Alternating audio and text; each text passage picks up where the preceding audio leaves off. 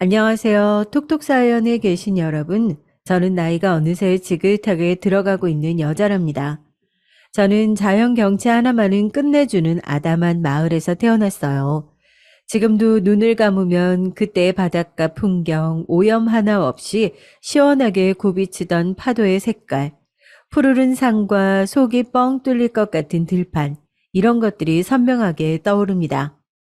멋들어진 자연 풍경 가운데 제 친정 식구들은 보기만 해도 조마조마해지는 초가집에 살았어요. 제 밑으로 동생이 넷 있었습니다.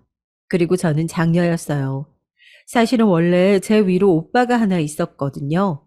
누가 그렇게 하라고 가르친 것도 아닌데 바로 아래 남동생이 저를 언제부턴가 누이누이 시끄럽게 불러댔듯이 저는 오빠를 향해 어려서 짧았던 혀로 열심히 오라비 오라비 하면서 따라다녔습니다. 그런데 아주 어린 나이에 오빠는 열병을 얻어서 짧은 생을 마감하고 말았죠.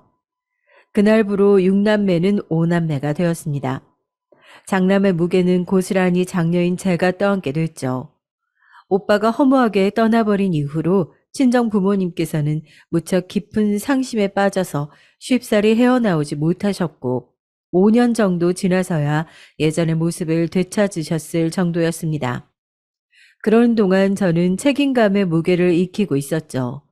친정 부모님께서는 가지신 게 없었습니다. 농사를 지을 땅도 빌려서 농사를 지을 지식도 아무것도 없었어요.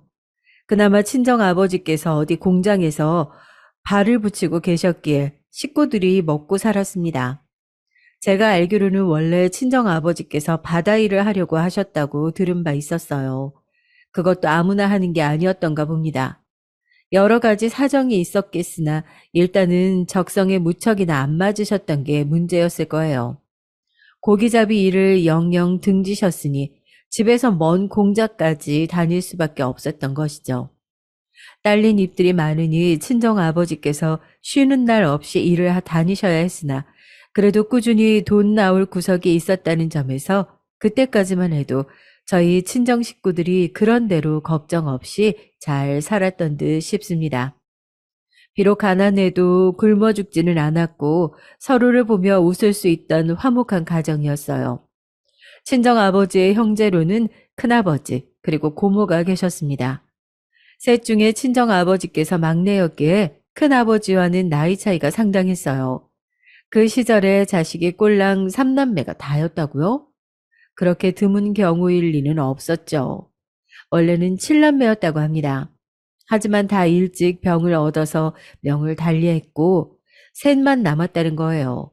지금의 시대에서는 상상도 못할 비극이죠. 제 신장과 비교해서 가늠해 보자면 친할머니께서는 150대 초반 정도이셨으니 젊으셨을 적에는 아마 155cm 정도나 되셨을 것 같아요. 뼈대 자체가 통뼈라는 단어와는 괴를 달리하시는 분이었는데 칠남매를 홀로 낳으셨다는 것 그리고 아내 보시는 일 없이 닥치는 대로 다 하며 사셨다는 것이 그저 대단하실 따름이었습니다.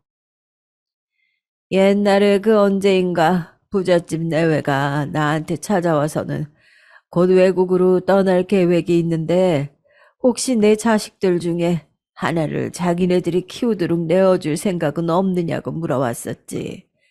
외국으로 함께 데려가서 키워주겠다고 했었다. 그때가 평생의 빚을 만드는 재주밖에 없었던 네 할아버지가 젊은 나이로 그만 덜컥 죽고 난 뒤였는데 7이나 되는 자식들과 남겨진 나의 딱한 사정을 듣고 그랬었는지 어쨌었는지. 하여간 나는 그것까지는 알 길이 없지만 다만 이 역말리 외국 땅으로 내 자식을 보내놓으면 평생 보지도 못하고 그저 가슴속으로 그리워할 것만 같은 걸 알아서 절대 안 된다고 고개를 가로저었단다. 그게 후회로 남을 줄 알았더만 하나를 보냈을 텐데 하나가 뭐니? 혹시 둘은 안 되냐고. 그 이들이 발밑에 엎드려서 빌고 또 빌었을 텐데 그때 내 자식들 보냈다면 병에 걸려 죽지 않고 살아남아 있을 거란 생각을 나는 지울 수가 없단다. 저희 친할머니께서는 과거의 일화를 두고두고 안타까워하셨어요. 자식이 7이나 되는 상황에서 남편을 잃은 것도 허무하고 눈앞이 깜깜한데 자식을 남의 집에다가 그것도 외국으로 보내야 한다는 게 너무 말도 안 되는 일로 느껴지셨을 거예요. 그래서 저는 친할머니께서 내리신 그때의 결정, 당시의 심정이 10분 이해가 갔습니다. 그러나 그때로부터 오래 지나지 않아서 병으로 자식들을 줄줄이 잃게 되셨고, 친할머니께서는 슬픔에 잠기실 새도 없이 가난을 저주하시며 닥치는 대로 몸이 부서져라 일을 하시기 시작하셨다고 해요. 친할머니의 헌신 덕분에 큰아버지, 고모, 그리고 제 친정아버지께서는 살아남으셨던 거라고 생각해요. 충청도에서 경상도로 넘어가는 지역, 그곳에 큰 아버지께서 살고 계셨고, 그 댁에서 친할머니를 모셔왔습니다. 그러나 큰아버지께서 갑자기 교통사고로 돌아가신 것도 모자라서 그 댁의 사정이 무척 어려워져서 친할머니께서 저희 집으로 오시게 됐죠. 고모께서는 당신의 시댁에서 결혼하신 이후로 쭉 얹혀 살고 계시던 때였기에 선택지란 저희 집밖에 없었어요. 저는 친할머니를 무척 좋아했고 따랐습니다. 왜냐하면 친할머니께서는 당신의 아들만 아끼실 줄 아셨던 게 아니라 당신의 며느리와 현명하게 공생하는 법을 아셨으며 손녀와 손자를 구분 없이 예뻐해 주셨기 때문입니다. 또한 삶의 모든 희노애락이 담겨 있었던 친할머니의 인생 이야기를 듣는 것은 저의 큰 즐거움이었어요. 친할머니께서는 한쪽 볼에 혹 비스무리한 것을 달고 계셨는데 저와 동생들은 그걸 두고 이야기 주머니라고 불렀어요. 가난한 살림, 언뜻 보기에는 언제 무너져도 이상하지 않을 초라한 초가집. 그곳에 식구 하나가 더 늘어 있었으니 이것을 두고 저희는 모두 집안의 온기가 늘었다고 여겼을 뿐이었어요. 그러니 가난해도 화목하고 행복했었다고 할 수 있는 것이죠. 애석하게도 이런 일상을 썩 그리 오래가지 못했습니다. 친정아버지께서 몸 담으셨던 공장을 모종의 이유로 그만두셔야 했기 때문이에요. 그리 좋은 과정을 거쳐서 벌어진 일은 아닌 듯 싶었습니다. 친정엄마의 얼굴에는 전에 없이 수심이 가득했어요. 친할머니의 눈길을 피해 친정 부모님께서는 집 밖으로 나가서 다투시기도 했고요. 장녀인 저는 그것을 알고 있었지만요. 친정 아버지께서는 아무 일이나 할 수 없다는 말씀을 한동안 입에 달고 사셨고, 친정 엄마께서는 지인들에게 사정을 하셔서 장사판을 그들과 함께 돌며 일손을 돕고 일당을 받는 식으로 일을 하셨습니다.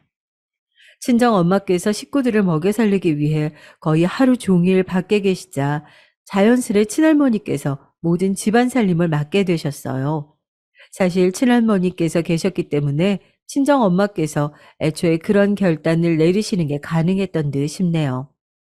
친정 아버지께서는 자존심이 상하셨는지 없는 살림에도 술을 그렇게 찾아서 드시기 시작했습니다. 불행의 근원은 다른 데 있지 않았어요. 술이라는 한 글자. 그것에도 한 가정이 무너져 내릴 수 있으니까요. 거의 술에 취해 계셨던 그 시기에 친정 아버지께서는 인생의 의미조차 모르신 채 하루하루를 도는 대로 사셨습니다. 친할머니께서 속상하여 어쩔 줄 모르셨죠. 사춘기로 접어들고 있었던 저는 좁은 집에서 그런 풍경만 보고 있는 게 너무 갑갑해서 밖으로 나돌기 시작했습니다. 제 남동생도 마찬가지였는데 하루 종일 자기 친구들과 밖에서 놀았어요. 동생들만 있던 저는 동네의 언니들을 선망 어린 눈으로 바라보며 따라다니기 시작했는데요. 그 당시에는 왜 이렇게 서너 살만 더 많아도 듬직한 것처럼 보였었던지 모를 일입니다. 제가 유달리 선망했던 동네의 가장 끝집에 살았던 언니도 그랬죠. 지금 생각해보면 그 언니도 참 어렸는데 당시에는 듬직하게 느껴져서 인생의 선배를 대하듯 제가 그리 굴었습니다. 그래서 그 언니도 저를 유독 귀엽게 여겨주었죠. 집 밖으로 나도는 저를 안쓰러이 여겨준 존재이기도 했고요. 어느새 심적으로도 많이 의지하게 되었던 때 그 언니는 훌쩍 동네를 떠나버렸습니다. 조짐이었다고 한다면 떠나기 며칠 전에 이런 일이 있기야 했었죠. 자, 이거 내가 직접 만든 인형인데 너 줄게. 세련된 모양은 아니지만 그럭저럭 쓸만하게 생겼어. 언니 고마워요. 이거 정말 날 주신다고요? 안 망가뜨리고 동생들에게 안 뺏기고 잘 간직하면서 가지고 놀게요. 천 가지들을 모아서 실로 꿰매 만든 손바닥보다 조금 큰 인형이었죠. 형편상 저는 선물이라는 것을 거의 못 받아보고 산 아이였습니다. 특히 동생들에게 많이 양보하고 살아야 했고요. 그러니 얼마나 기뻤던지 몰라요. 그럴 것만 그게 아마 이별의 선물이었던 건가 싶습니다. 슬픔에 빠진 저의 귀에 동네 아주머니들의 쑥덕거림이 들려왔죠. 아, 어디 무슨 공장에 일을 하러 아예 들어갔다고 하던데? 이? 아니요. 서울 갔다는 거 못 들었슈? 어디 떵떵거리며 사는 부잣집에 식모살이로 갔겠지. 아니, 내가 생각하기로는 그려. 당시에는 가난 속에서 빠져 죽으려고 하다가 공장 혹은 식모살이의 표지판을 향해 죽도록 헤엄쳐가는 소녀들이 태반이었습니다. 그 언니도 그 중에 하나였던 거예요. 그 언니가 어디를 갔는지 하는 것보다 앞으로 영영 볼 수 없게 되었다는 것이 서글플 따름이었습니다. 여전히 친정 아버지께서는 정신을 차리지 못하고 계셨고 친정 엄마께서는 늘 피골이 상접해 계셨어요. 친할머니께서는 답답한 가슴을 치시면서도 당신의 손주들을 살뜰히 보살피셨고요. 아무리 부모가 숨긴다고 해도 불화를 자식이 모를 수가 없었습니다. 진작에 제 동생들도 눈치를 채고 있었고 언제부터인가 얼굴에는 눈치를 보며 분위기를 살피는 기운들이 내려앉아 있었습니다. 너무 속상하더라고요. 미숙했던 저를 대신해서 친할머니께서 힘을 내셨었죠.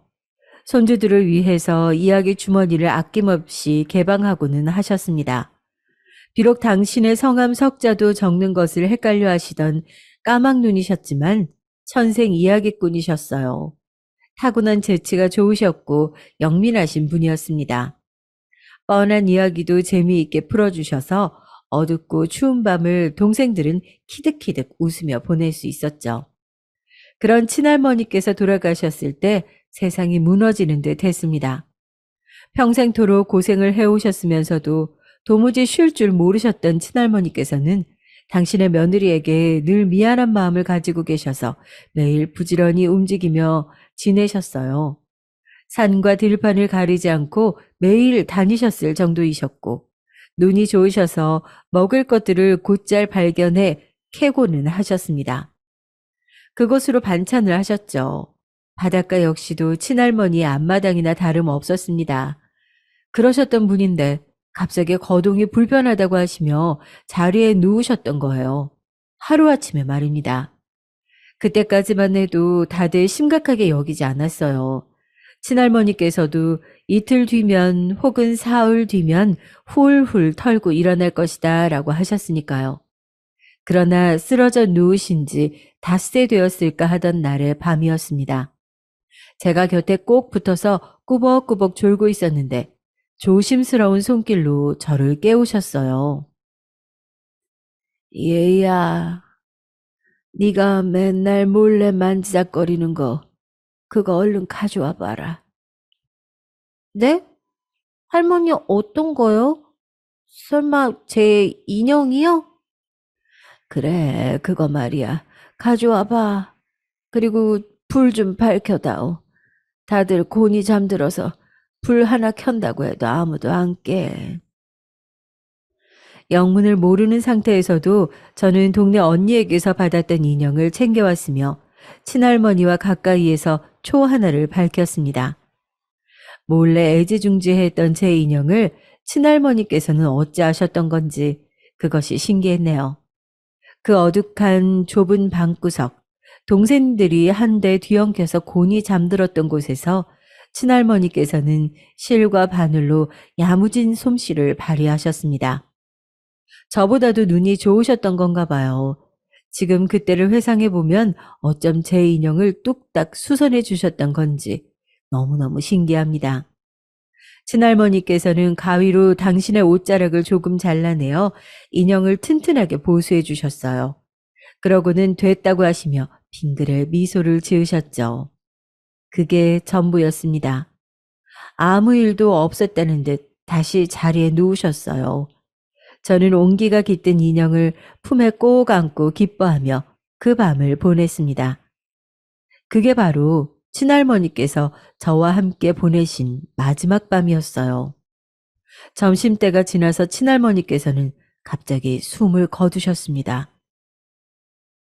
어머니, 아유, 어제까지만 해도 다음 주에 산을 오르실 거라고 그렇게 말씀하셨잖아요. 아, 이렇게 갑자기 떠나시면 어떡합니까? 어머니, 죄송합니다. 제가 잘못했습니다. 제가 불효자예요. 제가 천하의 불효자입니다. 앞서 저승에 가 있던 형님께서 어머니 보시고 깜짝 놀라실 텐데 막내 이 녀석이 어머니를 제대로 못 모신 거냐고 하면서 저를 욕하시겠죠. 저는 욕 먹어도 쌉니다. 친정 아버지께서는 충격 속에서 한참이나 오열을 하셨습니다. 그렇게 비통해 하시는 모습은 아주 어렸을 적에 오빠가 죽었던 이후로 처음 보는 것이었어요.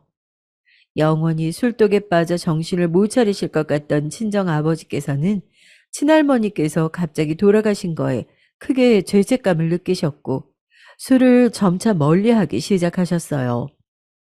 돈이 적게 벌리고 힘든 일이었지만 그런 것이라도 가리지 않고 다니기 시작하셨습니다. 친정 아버지의 변화에 친정 엄마께서는 이걸 두고 친할머니께서 일으키고 가신 기적이라며 기뻐하셨습니다. 저는 동네 언니에 이어 제가 너무나도 크게 의지했던 친할머니께서 저의 곁을 떠나신 것에 걷잡을 수 없는 슬픔을 느꼈어요. 어리기 때문에 금세 해맑아지는 동생들이 부럽기도 했고 그런 태도가 얄밉기도 했던 것 같아요. 친할머니께서 돌아가시고 나서 생긴 집안의 살림의 공백은 당연히 제가 채워야 하는 것이었습니다. 친정 부모님께서는 각자의 방식으로 돈을 버시느라 바쁘셨으니까요. 저는 친정 부모님과 동생들 것에 빨래를 해야 했고 정신없이 밥을 차려내야 했어요. 새벽같이 일어나서 아침밥을 차려야 할 때면 비몽사몽간에 정신이 잘 들지 않아서 제 뺨을 스스로 때리기도 해야 했죠. 밥을 하기 위해서 힘껏 피워낸 불을 보며 저는 연기 때문인지 아니면 다른 것 때문인지 모를 눈물을 매일 훔치고는 했죠. 매일매일이 산더미 같은 할 일 투성이었습니다. 그러나 불평불만 한마디에 매뱉지 않고 모든 것을 묵묵히 해냈다는 게 지금 와서는 너무나도 신기할 정도입니다. 저 스스로도 믿기지가 않아요. 어떻게 그때 군소리 한번 내지 않고 견딜 수 있었는지 모르겠네요. 제가 타고나기를 아주 순박하고 순종적인 성격도 아닌데요. 환경이 사람을 버티게 만드나 봅니다. 산전수전 다 겪어낸 지금 그렇게 하라고 해도 못할 것 같은데 말입니다. 어찌어찌해서 중학교까지는 제가 그대로 나왔는데 그 다음이 문제였어요. 힘겹게 억지로 고등학교로 간다고 치자. 그런다고 내가 대학교라는 곳에 갈 수 있을까? 고개가 저어졌습니다. 그건 친정 부모님께서도 마찬가지로 느끼신 모양이었어요. 친정 아버지께서는 지극히 현실적으로 살아야 한다고 하셨습니다. 당신께서 떳떳하지 못하고 못난 가장이라 너무 미안하다고 하시면서 제가 만약에 집안 살림에 보탬이 되도록 돈을 번다면 좋을 것 같다고 그런 말씀을 하셨어요. 친정 엄마께서는 어차피 제가 고등학교를 가지 않을 거라면 이 좁은 시골 동네를 벗어나 사는 것이 좋겠다고 여겼어요. 제 바로 밑에 동생은 원체의 천방지축이었으니 그러면서도 똘똘했고 그리고 그 밑으로 여동생은 어려도 손끝이 야무진 편이었죠. 내가 고등학교를 언감생신 욕심내는 것은 말이 안 된다. 나 대신 학업을 더 이어갈 동생도 나 대신 살림을 대신 봐줄 동생도 있으니 난 여기서 공부를 멈춰야 돼. 그리고 엄마 말씀대로 이곳을 벗어나서 살아보자. 집안 장녀인 내가 더 넓은 세상을 보고 동생들을 인도해 주는 거야. 아무래도 제가 도시에 대한 동경심을 품고 있다는 것을 친정엄마께서는 진작에 아셨던 것이 분명했어요. 동네에서 몇 안 되던 유복한 집들, 그곳에 텔레비전이라는 게 어느 날 생겼는데 넉살 좋은 남동생을 따라가서 그 집들의 텔레비전을 볼 때마다 저는 도시가 멋지다는 생각을 하게 됐습니다. 그 생각을 친할머니와 나누고는 했었는데 그걸 친정엄마께서도 아신 모양이었어요. 동네 분들께 물어가며 또한 장사판을 돌면서 만나신 분들께 물어가며 혹시 저에게 일자리를 주선해 줄 인맥이 있을지 열심히 알아보기 시작했습니다. 그렇게 저는 서울로 가게 됐어요. 저에게 식모살이라는 일자리를 되도록 좋은 집으로 알아봐 주겠다고 하시는 분이 나타났기 때문입니다. 어느 집으로 갈지 정해지면 바로 일을 시작해야 했기에 일단은 서울로 먼저 향했죠. 외삼촌의 오랜 지인께서 서울에 살고 계셨는데 일단은 그 집에서 신세를 지는 것으로 정하고 서울 생활을 시작했습니다. 씩씩한 출발이었지만 저를 배웅 나오신 친정 부모님께서 돌아서시며 눈물을 훔치는 모습에 저도 눈시울이 뜨거워지고 말았죠. 그제서야 깨달았습니다. 친정 부모님 두 분 다 저의 서울행을 배웅하시기 위해서 그날은 일을 제쳐두셨다는 사실을요. 결단코 그러시는 법이 없는 분들이셨는데 저를 위해서 그리 하셨다는 것을 깨닫고서 눈물 때문에 시야가 뿌옇게 됐어요. 꿈에 그리던 도시 서울에서의 생활이 이렇듯 뿌연 앞날일까봐 갑자기 두려움이 밀려들기도 했죠. 제가 걱정되셨는지 친정 부모님께서는 힘을 내어 버티고 살아야 한다는 외침을 마지막으로 남겨주셨습니다. 네, 반드시 그럴 작정이었어요. 두려움이 들고만 스스로를 자각했지만 나약하게 살 생각은 추호도 없었어요. 외삼촌의 지인 댁에서 며칠 보냈습니다. 눈치가 보였지만 그런 척 내색을 하지 않으려 싹싹하게 행동했죠. 식모살이의 예행 연습이라 생각하기도 했었고요. 그런 자를 향해 외삼촌의 지인 내에께서는 공장일보다 식모일을 하는 것이 적성에 맞고 더 잘해낼 것이라는 덕담 아닌 덕담을 건네주었습니다. 용기가 생긴 채로 저는 드디어 식모로 어떤 부잣집에 들어가게 됐어요. 그곳은 서울의 동대문구에 위치해 있던 단독주택이었습니다. 대문을 열고 들어가면 작지만 번듯한 정원이 있었고 현관문이 따로 있어서 저의 입에서 초장부터 감탄사를 자아내게 했던 그런 집이었습니다. 제가 태어나고 자랐던 시골 동네에서 본 가장 좋은 집들이었던 기와집들은 서울의 부잣집에 갖다 붙일 것도 아니었더라고요. 텔레비전에서 본 부잣집이 정말로 존재하고 제가 그 안에 발을 들여서 앞으로 매일 먹고 자고 다 하게 되었다는 것이 도무지 믿어지지가 않았습니다. 역시 저의 예상대로 세상은 넓고도 또 넓었던 것이었죠. 일할 곳이 생기자 두려움 속에서 막막함이라는 이름은 적어도 지워지게 됐습니다. 그러나 그곳에서의 생활은 결코 쉽지 않았어요. 무엇 하나 순조롭지 못했습니다. 쉽게 통용되는 표현 중에서 고생 끝 행복 시작이라는 게 있죠. 서울의 부잣집에서 식모살이를 하게 됐던 당시의 저를 행복 끝 고생 시작이라고 칭하고 싶네요. 그 집에서 먹고 자고 이런 걸 다 하게 되었다는 식으로 생각했던 제가 순진한 것이었습니다.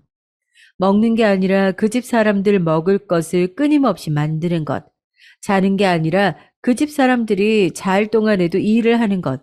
이것이 바로 제 주된 생활이었기 때문이죠.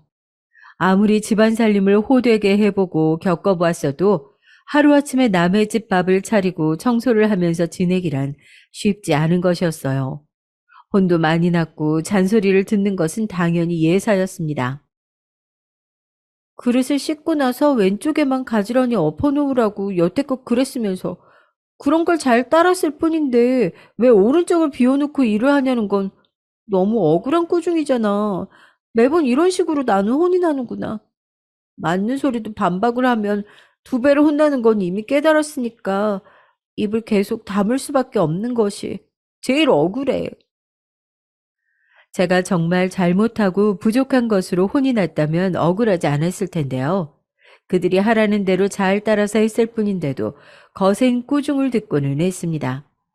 초반 3개월에서 4개월여 정도는 매일매일을 그렇게 혼이 났어요. 말이 그 정도지 단 하루도 빼먹지 않고 매일같이 꾸중을 듣고 핀잔을 듣는 일상은 너무나도 벅찬 것이었습니다. 자려고 누워도 쉽사리 잠이 들지 않았는데 자 놓지 않으면 피곤해서 일을 제대로 할 수가 없었기에 억지로 눈을 붙이고 잠을 청했었죠. 그 좋은 집에서 저에게 주어진 건 창고로 쓰던 작은 공간이었습니다. 잡동사니가 한쪽에 가득 쌓인 그곳에서 남은 공간을 찾아 매일 몸을 뉘었고 저의 짐은 아주 작은 부피였으므로 자리를 차지할 것도 못 되었네요. 친정집에서 가져온 소중한 꾸러미가 유일하게 제 마음의 안식처였습니다. 새우잠을 자는 동안 제 품에 꼭 안겨있던 인형 하나가 그곳에서 유일한 저의 친구였고요. 제법 눈치라는 게 있기는 했던 저는 어느 순간 은연중에 깨달음이 왔었죠. 아, 그렇구나. 내가 잘못된 방식으로 일을 했다고 생각하셔서 그렇게 착각을 하셔서 나를 혼내시는 게 아니라 내가 옳게 일을 한 것을 아시고도 일부러 혼을 내시는 거구나. 초정에 거의 길을 팍 눌러 놓으시려는 의도일 수도 있었고 이곳이 만만치 않은 곳임을 단단히 저에게 인식시켜 주시려고 그러는 것일 수도 있었습니다. 좌우당간 이곳의 어른들이 일부러 저를 혼내신다는 것을 어느 날 무의식 중에 깨달았고 그 이후로는 적어도 억울한 마음을 가지지는 않았어요. 왜냐하면 제가 어찌하든 결국 혼이 난다는 원리를 알았기 때문입니다. 그래서 저는 초연해질 수 있었어요. 내가 언제든 뭐 대단한 이유가 있어서 온갖 집안일을 혼자 도맡아 했던가? 이유라고 한다면 그저 첫째라고, 장녀라고 책임감을 지고 혼자 해냈어야 했을 뿐이지. 세상사가 이렇게 공평하겠어. 이 세상이 돌아가는 게 공평했다면 착하고 순수했던 우리 오라비가 일찍 죽지도 않았을 거야. 우리 할머니도 더 사셨을 테고 말이야. 이 집만 해도 그렇잖아? 심보가 고약하고 못되고 사악하고 이미 가진 것에 만족할 줄 모르며 욕심까지 많은 딸내미를 보았지. 저렇게 심술맞은 애가 좋은 집에 태어나서 사는 것 보면 세상 공평하지가 못해. 그러니까 난 아무것도 억울해할 필요도 없어. 인내하고 적응해야지 뭐. 억울해하는 일 없이 그저 무덤덤하게 지적을 받아도 수더분하게 네, 죄송합니다. 이렇게 모든 것을 넘길 수 있게 되었을 무렵이었어요. 서서히 부당하게 혼나는 일이 잦아들었죠. 아마 그들도 스스로 부끄러움 혹은 민망함을 느껴서 그랬을지도 모를 일이었습니다. 초반에는 우왕좌왕하며 서툴게 굴기도 했지만 그런 모습마저 저는 벗어던진 지가 오래였죠. 깊은 새벽마다 한숨을 쉬고 잠을 자려고 누우면 심장 부근이 거세게 뛰어서 머리까지 아파지고 이런 것은 변함이 없었지만 식모살이에 이골이 난 저는 묵묵하게 지냈습니다. 꼭두 새벽부터 일어나서 식사 준비를 해야 했어요. 밥을 다 준비하고 나면 당연히 뒷정리 과정이 있었고 집안 구석구석을 쓸고 닦아야 했고 가장 신경 쓰였던 일은 빨래였으며 오물 자국이 남으면 안 됐기 때문에 매의 눈으로 옷감의 구석구석까지 다 살펴보느라 피로감이 말도 못했습니다. 제가 그 생활을 행복 끝 고생 시작이라고 칭한 것도 모자라서 노예 같다고 여기는 것은 단연 그 집의 딸내미 때문이었습니다. 그 집에는 일단 주인 부부가 있었고요. 두 분 다 엄격하신 편이었으며 어린 제가 고군분투하는 모습을 안쓰러이 여기시는 한편 이 집안에 식모로 들어왔으면 본인들의 마음에 찰 만큼 죽도록 열심히 일을 해야 하는 게 당연한 거라고 여기시기도 했습니다. 부자들은 원래 저렇게 구두쇠 기질이 강한 것인가 하는 궁금증을 저로 하여금 품게 만들어주셨던 분들이죠. 주인 부부는 자식을 셋만 두었습니다. 첫째 아들, 둘째 아들, 그리고 나이 터울이 꽤 있는 마지막 셋째 막내딸이었죠. 첫째 아들은 이때 갓 직장을 얻어서 일을 다니고 있었어요. 제 기억으로는 둘째 아들이 대학을 졸업하고 난 뒤에 무슨 특별한 공부 같은 것을 하느라 여념이 없었던 듯 싶네요. 막내딸은 고등학생이었대요. 딱 봐도 저와 또래이죠. 그냥 또래였다면 나았을 것인데 하필이면 저와 동갑내기였습니다. 네가 우리 집에 빌붙어서 지내게 됐다지? 너 나하고 나이가 같다면서? 근데 면상이 보통 작은 게 아니구나. 가난해서 못 먹고 살았다니까. 면상은 왜 이렇게 작았냐? 아, 못 먹고 살면 오히려 빨리 늙는 걸까? 피부도 되게 까무잡잡하네. 아프리카 원주민이 너한테 친구하겠다, 이해. 촌년. 촌냄새. 초반부터 아주 싸가지가 밥맛이었죠. 저는 너야말로 면상이 밥맛 떨어지게 생겼다. 이렇게 확 응수해주고 싶었지만 어떻게 그럴 수 있겠어요. 세상사가 절대 공평하지 않은 것을요. 저는 기분 나쁘다는 티를 전혀 내지 않은 채 순한 미소를 얼핏 지어 보였습니다. 아, 일단은 며칠만 우선 일을 해보기로 한 건데 내가 그래도 꽤 잘해 보였나 봐. 열심히 했더니 여기서 이제 쭉 일을 계속하게 됐어. 앞으로도 매일 볼 테니까 지내는 동안 잘 부탁할게. 뭐? 잘 부탁할게? 잘 부탁한다고? 뭐를? 네가 나한테 왜 뭐를 부탁하겠다는 건데? 아니, 아니, 나는 그냥 앞으로 잘 지내보자는 뜻이었어. 이 촌년이 미쳤나 아님 돌았나? 얘, 네가 무슨 수로 나랑 잘 지내볼 건데? 뾰족한 수라도 있어? 가난뱅이 촌년 주제에 우리 집에 와서 황송한 곳에 사는 체험을 해보게 됐으면 그저 감사하다고 눈물이나 흘릴 것이지. 당당한 척하는 것 좀 봐. 마음에 안 들어. 우리 엄마 말이 맞아. 이런 건 초반에 길을 확 잡아놔야 돼. 그래야 까불지 못하지. 일하게 된 집에서 동갑내기를 만났으니 저는 적당한 인사를 한 것뿐이었습니다. 그런데 그 막내딸은 저에게 모욕을 주고 싶어서 안 달라있는 사람이었어요. 좋은 집에서 태어나고 자랐으며 위로 오빠만 둘이고 혼자 막내딸인데 나이 차이가 나는 막내라서 예쁨을 많이 받아왔고 부족함 하나 없이 살아온 아이였건만 대체 왜 이렇게 심보를 못되게 쓰는 것인지 전 도무지 이해가 안 되었습니다. 만약에 제가 이런 집에서 태어났다면 누구보다도 행복하게 선한 마음으로 살 텐데 그런 생각이 들자 기가 막히고 씁쓸하기도 해서 피식 웃음이 났어요. 그러자마자 짝 소리가 크게 났고 제 고개가 어느새 한쪽으로 돌아가 있었습니다. 맞은 뺨이 후끈거렸죠. 네가 날 비웃은 거지? 감히? 어디서 그딴 표정을 지어? 이 건방진 촌년아. 너는 위아래 구분 좀 할 필요가 있겠어. 뭔가 오해를 한 모양인데 난 절대 너를 비웃으려고 그런 게 아니었어. 제가 차분한 목소리로 말을 마치자마자 이번에는 반대쪽으로 고개가 돌아갔습니다. 이쪽 뺨을 더 세게 맞은 것인지 후끈함을 넘어서서 피부가 따갑더라고요. 연달아 이렇게 뺨을 얻어맞더니 이 상황이 너무 놀랍고도 서러워서 저는 아무 말 없이 저와 눈높이가 엇비슷했던 그 막내딸을 가만히 쳐다봤어요. 그러자 제 정강이를 세게 걷어차더군요. 아파서 비명을 지르자 한 번 더 제 정강이를 걷어차더니 강제로 저를 무릎 꿇렸어요. 어디 촌바닥에서 굴러먹다 왔는지 몰라도 촌년아. 잘 들어. 앞으로 나한테 또다시 반말을 찍찍 내뱉는다면 잘 다듬은 연필로다가 네 혀를 찍어버릴 거야. 구멍난 혓바닥으로 남은 인생 살고 싶지 않을 테지? 그 막내딸이 제 안에서의 호칭이 나쁜 기집애로 등극하는 순간이었습니다. 그 나쁜 기집애 생각만 해도 자다가도 이가 갈리게 만든 증오스러운 존재였어요. 당시에 저도 어렸고 무엇보다 뭘 모를 때였죠. 연필로 혀를 찍고 혀가 구멍이 나서 살게 된다니 등줄기가 오싹했습니다. 필사적으로 고개를 끄덕끄덕 했어요. 그 딸녀는 오만한 웃음을 짓더니 저에게 이런 지시를 내렸습니다.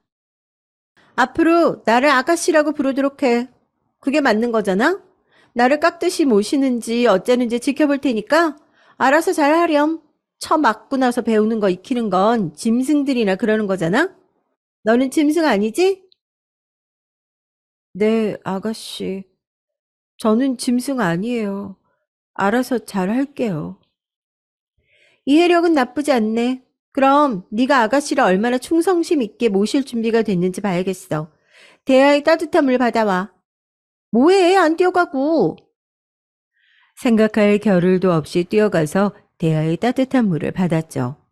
이게 왜 필요하나 싶었던 건 그걸 들고 그 나쁜 기집애 앞으로 갔을 때였는데 의자에 앉더니 그걸 자기 발밑에 두라고 그랬습니다. 그러더니 저한테 자기 발을 씻으라고 그랬어요. 저는 수치심에 얼굴이 뜨거워졌고 조금만 방심해도 눈물이 날 것 같아서 이를 꽉 문 채로 그 나쁜 계집애의 발을 씻겼습니다. 나쁘지 않네. 근데 다음에는 더 성의 있게 해. 아직은 너무 어설프다, 촌년아. 다 씻기고 났을 때 그 나쁜 기집애가 대야를 걷어찼어요. 바닥에 물이 다 엎어졌고 그걸 치워야 하는 저는 망연자실을 했었죠. 그 나쁜 계집애는 저를 비웃으면서 제 등을 발로 세게 걷어찼고 제가 쏟아진 물 위로 엎어지는 걸 지켜봤습니다. 자기 발을 닦은 물에 제가 얼굴을 받고 넘어진 걸 즐거워했어요. 가히 악마라고 할 만했습니다. 엄하고 너그럽지 못했던 주인 부부가 저를 힘들게 한 것은 아무것도 아니었던 거예요. 이 집안에 이런 미친 딸년이 있을 줄 알았더라면 저는 이곳에 오지 않았을 거라는 생각이 들었어요. 팔은 안으로 굽는다고 하죠.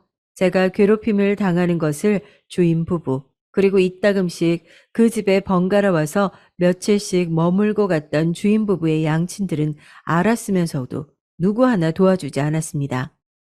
형식적으로 그 나쁜 기집애를 향해 마음 곱게 써라 한마디씩 하면 그걸로 끝이었어요. 저는 이 악몽에도 반드시 끝이 있다는 것을 생각하며 새벽에 잠이 들 때마다 인형을 안고 스스로를 다독였습니다. 제 바로 밑에 남동생이 고등학교를 다니고 있었어요. 어렸을 때부터 얄미운 개구장이었지만 소중한 제 동생이었고 오빠가 죽은 뒤부터는 집안의 장남이었습니다.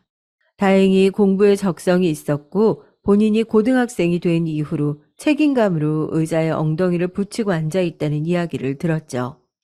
아무 걱정 없이 공부를 할 수 있게 해주고 싶었습니다. 친정 부모님의 짐을 덜어드리고 싶었으며 나머지 제 동생들이 힘겨운 미래를 걷게 하고 싶지 않았고 마지막으로 스스로 난관을 버티고 이겨내고 싶었어요. 지금 이때를 회상해 보자면 저 자신에게 이거사 그건 버틸 것이 아니라 도망가야 할 게 맞는 거야 라는 쓴소리를 해주고 싶지만 어쩌겠나요. 이미 다 지난 일인 것을요. 저는 그 악몽 같은 시간들을 그 집에서 한참 더 버텼습니다. 저와 동갑내기인데 저는 남의 집에서 식무살이를 하고 자기는 번듯하게 고등학교 생활을 한다는 걸 그 나쁜 기집애는 무척 자랑스러워했어요. 사람 팔자 한번 재밌다. 그렇지 않니? 저에게는 하나도 재미있지 않을 일이었는데 악랄한 미소로 그런 말을 할 때마다 주먹이 몰래 쥐어졌습니다. 맛있는 반찬을 하더라도 저는 그걸 먹을 기회가 거의 없었어요. 대부분 김치하고만 밥을 먹었죠. 그도 아니면 물에 밥을 말아먹는 게 전부였습니다. 식사를 차리고 청소를 하고 수발을 들고 그러느라 바깥에 나가볼 기회나 시간도 없다시피 했죠. 그 나쁜 기집애는 저에게 쓸데없이 나간다며 가만히 안 놔두겠다고 으름장을 자주 놓기도 했죠. 그런 것들을 남몰래 주먹을 쥐며 꿋꿋하게 참아낼 수 있었지만 도저히 평정심을 유지할 수 없는 일을 당하기도 했어요. 어느 날 그 나쁜 기집애가 제 보물을 망쳐놓은 것입니다. 짐이라고 하기에도 초라한 제 물건들 사이에서 보물이 뭐가 있었겠나요? 딱 하나 인형이었죠. 제가 부엌 일을 하고 있던 사이 그 나쁜 계집애가 인형을 가위로 잘라놨던 거예요. 그걸 발견하고서 제가 목 놓아 울었죠. 이것만은 서러워서 못 견디겠더라고요. 범인이 누구인지 뻔했는데 주인 부부는 외면을 했고 그 나쁜 기집애는 저에게 물건 간수를 못한 잘못이라며 저를 고소해 했습니다. 잘린 인형을 안고서 제가 얼마나 울었던지 몰라요. 그렇게 못된 년이었건만 잘도 대학을 가더군요. 그 나쁜 기집애가 대학 생활을 하는 동안에도 저는 식모로 있었죠. 그 집에서 저는 5년을 채우고 나왔습니다. 사실 더 이르게 그만두고 싶었는데 도중에 친정 아버지가 몸이 편찮으셔서 이 악물고 나 죽었다 생각하고 버텼어요. 제가 그만두고 나오던 때 저는 주인 부부에게 간청을 해서 그 나쁜 기집애한테는 제가 그만두는 걸 미리 알리지 않고서 몰래 나왔습니다. 안 그랬다면 마지막이라 생각하고 저를 더 괴롭힐 게 뻔했으니까요. 그만둘 때 주인 부부에게 받은 것은 그 집에서 선물로 들어왔던 수저와 젓가락 세트였어요. 그게 5년간의 노고를 뜻하는 퇴직금이었네요. 지금 생각하면 서럽고 어이가 없을 따름이에요. 그렇게 힘든 시간들이었지만 제 바로 밑에 남동생, 집안의 장남이 서울대를 나왔다는 게 보람이었어요. 바로 이것만 생각하면 제가 식모살이를 하며 얹힌 체증이 풀리고 하는 것이었죠. 또한 남동생은 좋은 직장을 얻자마자 돈을 현명하게 관리했어요. 아무하고나 다 친하게 지낸다고 어릴 적에 제가 혼을 냈었는데 남동생의 그런 성격이 다 인맥으로 돌아와서 승승장구를 했죠. 집안의 장녀 장남이 열심히 사니까 동생들도 엇나가지 않고 잘 따라와서 자라주었고요. 이런 집안이니까 기꺼이 사돈을 맺고 싶다고 하시며 시댁도 처음부터 저를 반겼습니다. 참고로 남편은 남동생의 인맥을 걸쳐서 만났고 저보다 2살 연하랍니다. 어렸을 때 고생 많이 했고 자수성가했다. 이런 얘기를 자주 하던 남편에게 저는 식모살이 얘기를 차마 못하고 살았어요. 저는 첫째, 둘째, 연달아 아들만 낳아서 시댁 식구들 입을 찢어지게 만들어서 한 번도 시집살이를 안 당하고 살았습니다.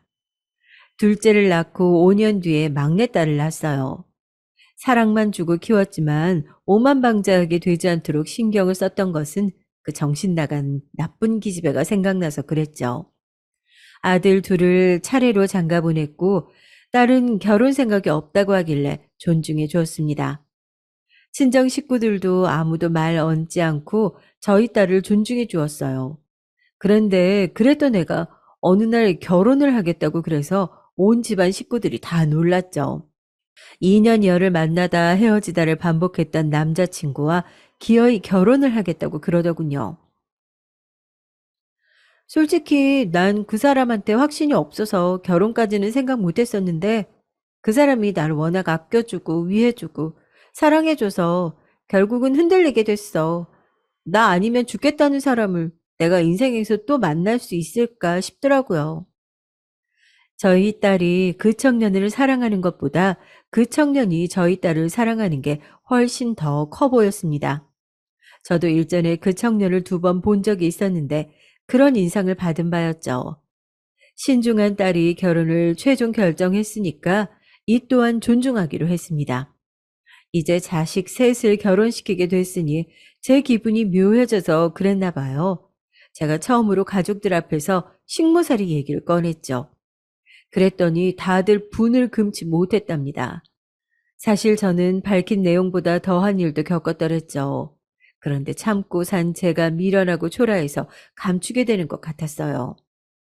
그 나쁜 기집애를 볼 때마다 내가 속으로 심술점이라고 생각했던 면상에 있는 그 점도 그대로일까 싶고 아마 세월이 많이 흘러서 알아본다는 쪽이 신기했겠지만 나는 길 가다 마주쳐도 왠지 그 느낌으로 알아볼 수 있을 것만 같다.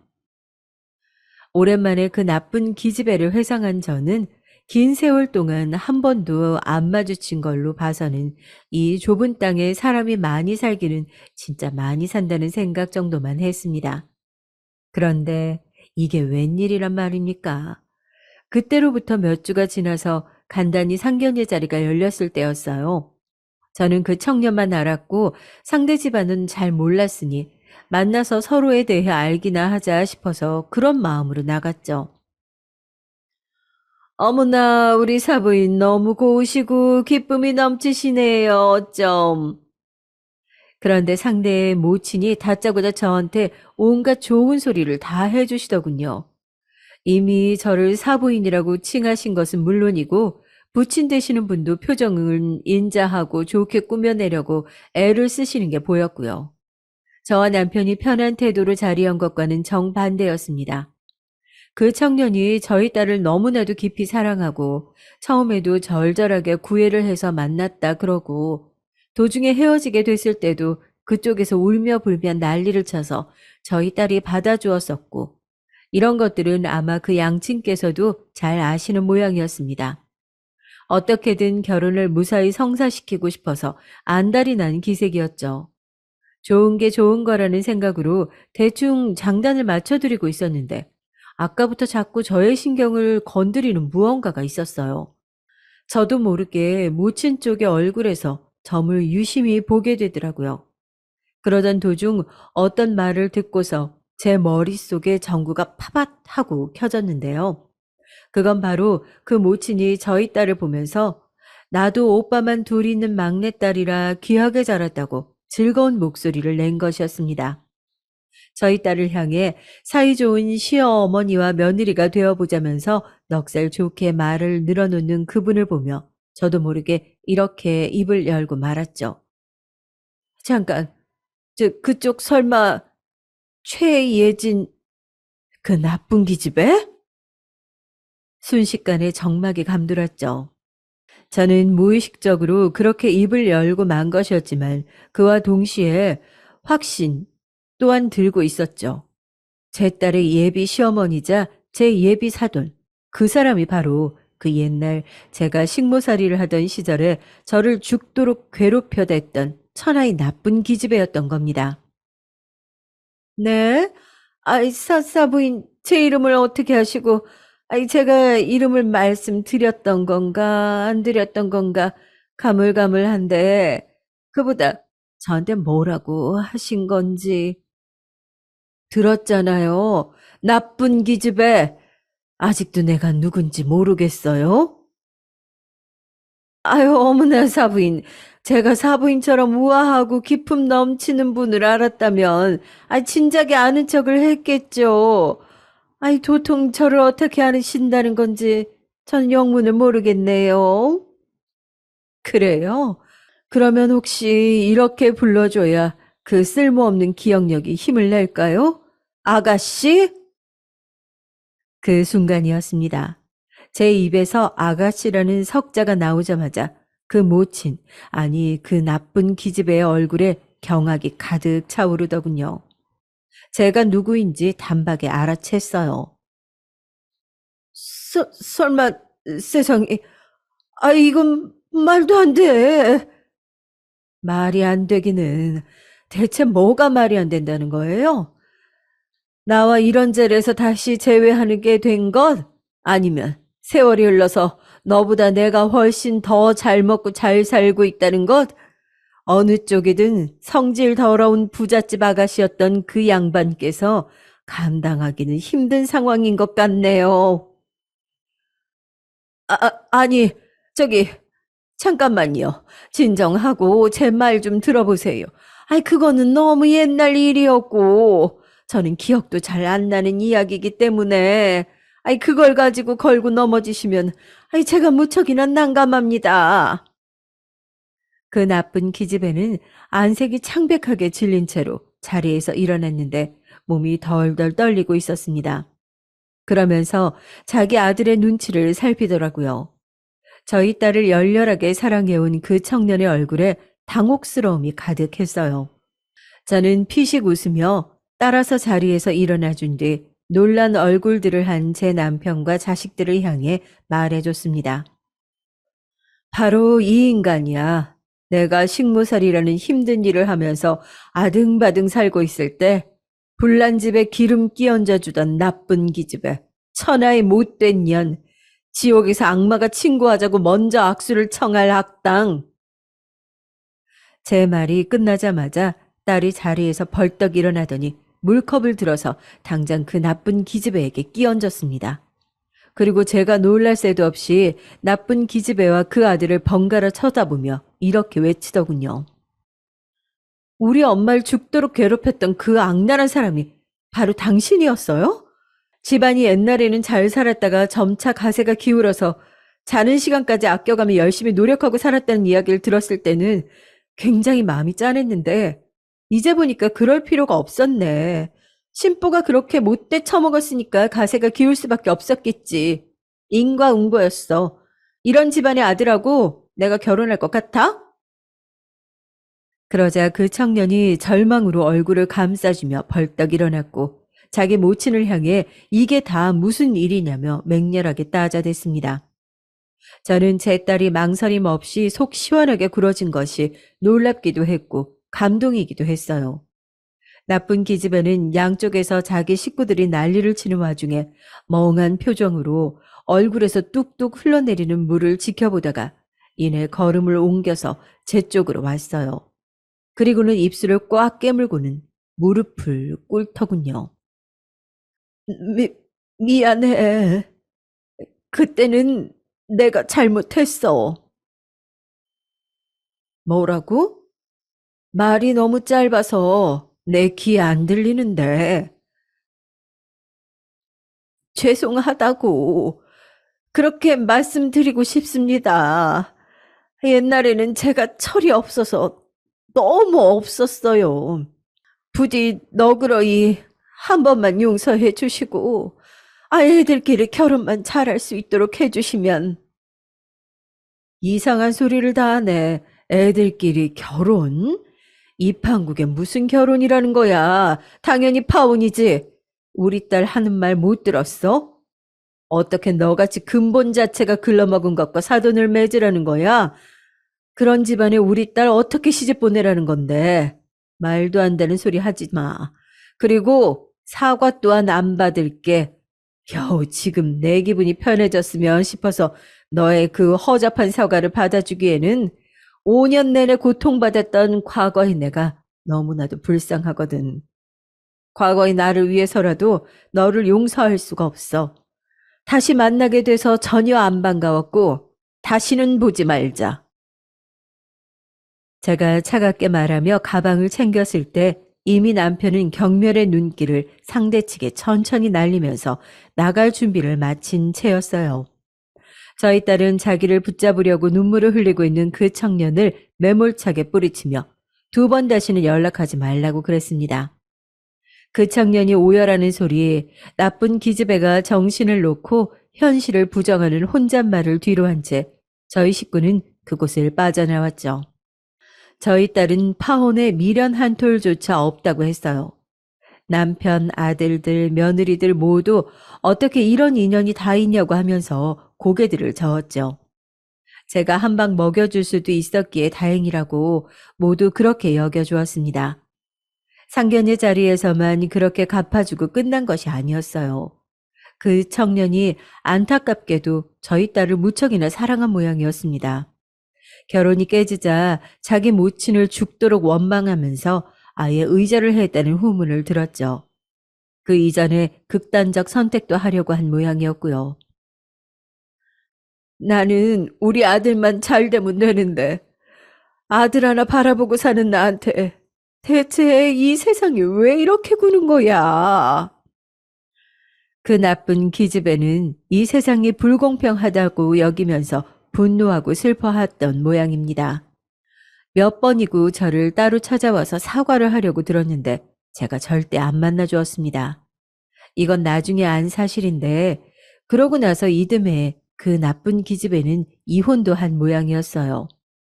그런 일이 있었으니 부부간에도 불화의 씨앗이 싹을 틔웠던 건가 봅니다. 저희 딸은 새로운 인연을 만나서 너무나도 멋진 사위를 저에게 안겨주었고요.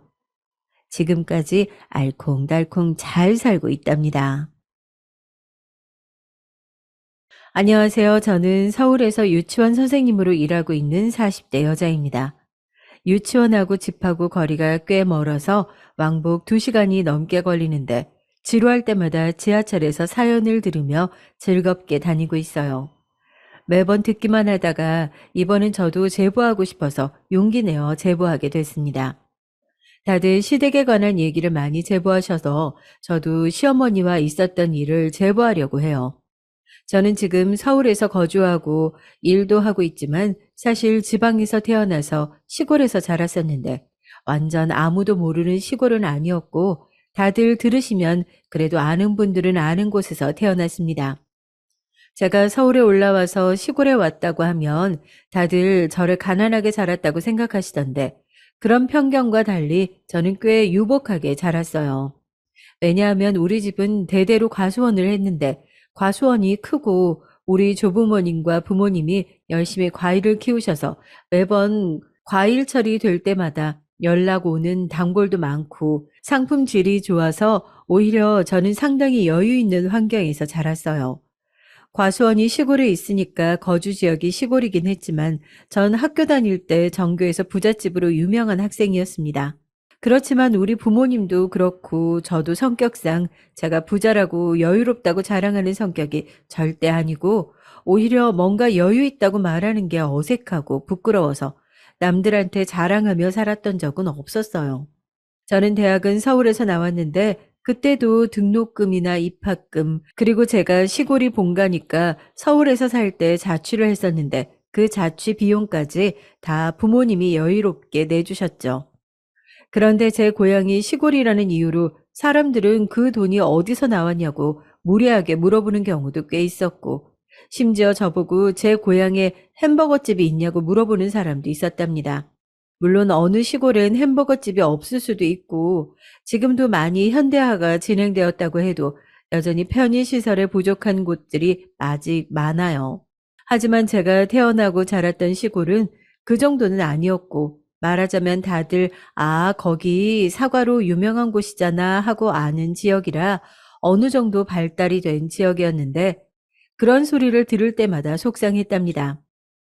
부모님 과수원이 한 과일만 하는 게 아니고 되게 여러 종류를 하고 계시고 과일 말고 다른 밭에선 고구마도 키우시고 진짜 크게 하셔서 일하시는 직원도 진짜 많은데 저렇게 지방 출신이라고 저를 앞에서 무시하는 사람들을 보며 속으로 얼마나 분했는지 모르겠어요. 저는 지방에서 부모님이 적극적으로 지원을 많이 해주셔서 제일 좋다는 학교에 학원도 많이 다니고 공부를 열심히 했는데 그래서 덕분에 서울에 있는 4년제 대학에 진학할 수 있었습니다. 저는 형제가 없이 외동딸로 자랐었는데 부모님이 일부러 계획하신 것은 아니고 친정 엄마가 아기 가지는 것이 조금 힘든 몸이셨대요. 그래서 아이를 더 낳고 싶었는데 낳지 못했다고 들었었고 덕분에 저는 혼자서 조부모님과 부모님의 사랑을 듬뿍 받으며 자랐습니다. 왜 사랑도 받아본 사람이 줄 수 있다고 하잖아요. 저는 어릴 때부터 받은 사랑이 많아서 주변 친구들과 언니, 동생들과 어울리며 노는 것을 굉장히 좋아했습니다. 특히 저는 저보다 어린 동생들을 챙기는 것을 좋아했는데 초등학교 때 저는 어린 동생들을 데리고 과수원에 데려가서 같이 과일도 따고 놀기도 했어요. 그래서 자연스럽게 제 장래 희망은 유치원 선생님이 됐고 대학교 전공을 고를 때도 그래서 유아교육과에 진학하게 됐습니다. 제가 아무리 여유롭게 자랐다고 하더라도 사실 지방은 서울과 비교해 아직 덜 발달된 것은 틀림없는 사실이라 처음 서울에 도착해서 살기 시작했을 때는 놀라운 경험의 연속이었습니다. 서울은 진짜 크고 넓고 다양한 사람들이 있었고 저는 오죽하면 건물이 너무 크고 사람이 많아 집 밖에 나가면 압도당하는 기분이 들었어요. 서울에 거주하는 기회가 되게 중요하다고 생각해서 대학에 입학해서 많은 동아리 활동을 했었는데 교회 동아리인 댄스 동아리에 들게 됐습니다. 사실 학교에서도 그렇고 놀러 다니면서 혹은 영어를 배우러 갔던 영어회화 학원에서도 제가 시골에서 왔다고 하면 다들 놀라면서 은근히 저를 무시했기 때문에 저는 제 고향을 어느 순간부터는 숨기고 싶었어요. 그러다 댄스 동아리에서 어떤 남자를 만나게 됐는데 저보다 3살 많은 남자였고 이름은 현석이었습니다. 현석 오빠는 다른 사람들과 다르게 제가 어쩌다 시골에서 왔다고 하니까 덤덤하게 반응했어요. 그래? 그럼 공기 좋은 곳에서 자랐겠다. 나는 그렇게 평화로운 곳에서 나중에 살아보고 싶어. 부럽다. 언제 한번 다 같이 놀러 가도 돼? 저는 저렇게 사근사근하고 다정하게 반응한 사람은 처음 봐서 그 말을 듣고 현석 오빠를 짝사랑하게 됐습니다. 하지만 불행하게도 오빠는 그때 만나던 여자친구가 있었기 때문에 저 혼자 속으로만 좋아했어요. 사실 제가 자랐던 고향은 남자들이 조금 거센 편이라 서울에 올라와서 저런 상냥한 말투로 저에게 말하는 오빠를 보니까 사랑에 빠질 수밖에 없었죠. 제가 마음을 티내지 못하도록 하고 그렇게 동아리 활동에 전력으로 참여하며 재미있게 지냈는데, 그러다가 오빠가 먼저 졸업하고 오빠는 대기업에 취업하게 되면서 동아리에 나오지 않게 됐습니다. 그때까지도 오빠는 사귀던 여자친구와 만나고 있었기 때문에 저도 어느 정도 마음을 접고 열심히 공부해서 졸업하고 유치원에 바로 취업해서 남자친구도 사귀며 즐겁게 지냈죠. 그렇게 몇 년이 지나고 동아리에서 졸업한 선배들을 초청하는 행사가 있는데, 그때 현석 오빠는 다시 만나게 되었어요. 얘기하다 보니까 오빠는 여전히 다정하고 멋지더라고요. 마침 애인 얘기가 주제여서 알게 되었는데, 저도 오빠도 그 당시에는 애인이 없었어요. 저는 오빠가 여자친구와 헤어졌다는 소리를 듣고 적극적으로 먼저 다가가 결국 사귀게 됐는데, 얼마나 행복했었는지 몰라요. 그리고 다정하고 착하고 성실한 현석 오빠와 저는 사귀고 나니까 알게 되었는데, 생각보다 더 성격이 잘 맞고 공통점도 매우 많았습니다. 우리 둘 다 영화 보는 것을 좋아했는데, 오빠도 저도 영화를 감상하고 그 영화 주제와 주인공 행동을 토론하다 항상 시간 가는 줄 모르고 대화하다 헤어지고 했어요. 오빠도 저도 서로 성격도 잘 맞고 미래에 대한 계획을 공유했을 때 둘이 가치관도 너무 똑같다며 놀랐었는데, 오빠가 어느 날 저에게 진지하게 저와 결혼해서 살고 싶다고 프로포즈를 했어요. 저야 당연히 오빠를 대학생부터 짝사랑했었기 때문에 싫을 이유가 없었고, 그렇게 우리는 양가에 인사를 드리게 됐습니다. 먼저 우리 집에 갔었는데, 저는 그때까지도 오빠에게 우리 집이 과수원을 한다고 말은 했었지만 크게 한다고 말은 못했었는데, 그래서 오빠는 처음 우리 집에 오고 정말 놀랐었다고 해요. 생각보다 아주 크고 넓다고 놀란 오빠에게 부모님은 열렬하게 환영해 주시며 우리 딸과 결혼해줘서 고맙다고 하셨습니다. 사위사랑은 장모라고 하는 말 들어보셨죠? 우리 엄마는 오빠가 잘생기고 키도 크고 성격도 좋은데 대기업을 다니는 능력까지 좋은 사람이라고 저보고 무슨 일이 있어도 헤어지지 말고 오빠와 꼭 결혼하라고 몰래 말할 정도였습니다. 오빠에게 특상품 과일도 몇 박스를 챙겨주었는지 모르겠어요. 그렇게 오빠는 열렬한 환영을 받고 저에게 자기가 너무 생각지도 못한 사랑을 받게 됐다고 말하며 조심스럽게 본인 가정에 대해서 자세히 얘기를 해주었는데, 저는 얘기를 듣고 놀랬어요. 알고 보니 오빠는 아버지가 고등학교 때 돌아가셔서 홀어머니라고 하더라고요. 그리고 시동생이 한 명 있었는데 남편하고는 6살 차이가 나서 저보다도 어렸는데 사고 쳐서 결혼해서 이미 조카까지 있다고 남편은 말했습니다. 그동안 우리는 만나도 서로에 대해 얘기하느라 집안 사정에 대해선 별로 얘기하지 않았었는데, 그래서 남편 집안에 대해 그때 처음 알게 됐어요. 사실 처음에 듣고 많이 놀라긴 했지만 뭐 범죄를 저지를 집안도 아니고 집마다 사연은 있기 마련이잖아요. 주변에 알렸을 때 아는 언니들이 저에게 홀어머니라 아들한테 의지를 많이 할 수도 있으니까 결혼 전에 유심히 보라기에 전 인사드리러 갔을 때 어머님 반응을 많이 살펴봤죠. 안녕하세요, 어머님. 처음 뵙겠습니다. 어서 와요. 얘기 많이 들었어요. 어머님은 제가 인사드리러 갔을 때는 평범하셨어요. 저를 막 우리 친정이 남편에서 했던 것처럼 열렬하게 반겨주는 느낌은 없었지만, 그렇다고 심하게 반대하거나 저를 마음에 들어 하지 않는 모습을 보이지는 않았습니다. 제가 고향이 지방이고 부모님은 과수원 한다고 하니까 그냥 별 반응이 없으셨는데, 대놓고 반대하지 않으시니 저는 속으로 이만하면 됐다고 생각했죠. 그렇게 저는 주변에서 뭐라고 하든 신경 쓰지 않고 상견례도 하고 결혼식까지 올렸는데, 시어머니는 결혼하고 다른 사람처럼 돌변하셨어요. 그냥 제 생각이지만 제가 인사드리러 갔을 때 남편이 입단속을 시킨 것 같아요. 시동생 부부는 상견례에서 본 게 전부라 동서와 어색했는데 시부모님이 너무 동서와 계속 비교하니까 더 어색하더라고요. 둘째 며느리는 강남에 있는 100억대 건물주야. 근데 딱 봐도 그래 보이지 않니? 귀티가 흐르잖아. 시어머니는 제가 물어보지도 않았는데 동서가 건물주라고 말해주셨습니다. 시어머니 말에 의하면 동서는 비록 속도 위반으로 결혼 전에 시동생하고 결혼했지만 친정집에 워낙 돈이 많아서 지금 잘 살고 있다고 하셨어요. 사실 동서 행색이나 하고 다니는 것만 봤을 때는 그냥 평범해 보여서 저도 처음에 놀라긴 했지만 돈의 여유라는 게 겉모습만 봐서는 전혀 모르잖아요. 그래서 돈이 많아서 부럽다고 생각했지만 그건 어차피 동서 돈이고 제 돈이 아니니까 딱히 신경 쓰이진 않았습니다. 제가 스트레스 받았던 것은 시어머니가 자꾸 저와 동서를 비교했던 게 되게 힘들었는데 저는 처음엔 설마 돈 때문에 저렇게 차별할까 싶어서 제가 늦게 결혼해서 그런가 생각할 정도였어요. 나이로 치면 저도 늦은 나이에 결혼한 것도 아니고 적정기에 결혼했는데 동서와 시동생이 대학생 때 사고 쳤기 때문에 어린 나이에 아이까지 있었던 상황이었죠. 시족하는 아들이었는데 저는 워낙 아이들을 예뻐하고 직업도 유치원 선생님이니까 시조카를 만나면 잘해주려고 했습니다.